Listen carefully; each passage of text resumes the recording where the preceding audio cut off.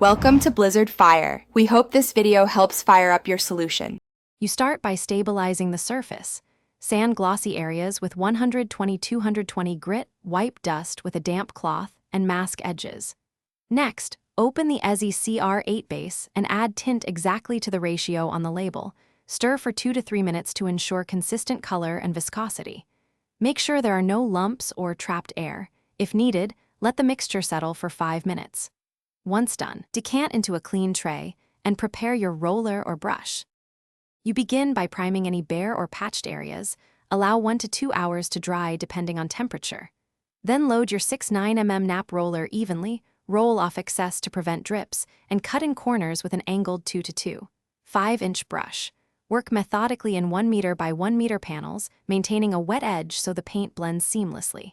Make long, even passes and lightly cross-roll for uniform texture. If texture looks uneven, pause and feather the edges while still wet. You finish by inspecting after the recommended dry time, typically 4 to 6 hours between coats, applying 1 or 2 finish coats for full coverage. Make sure each coat is even and avoid heavy buildup at edges. Once complete, clean brushes and rollers with water right away and seal leftover paint tightly, stored upright in a cool place. If you see runs or sagging, wait until fully dry, sand lightly, and recoat. Make sure humidity is low and temperature is stable to prevent future defects. Thanks for watching. If you found this helpful, don't forget to like and subscribe.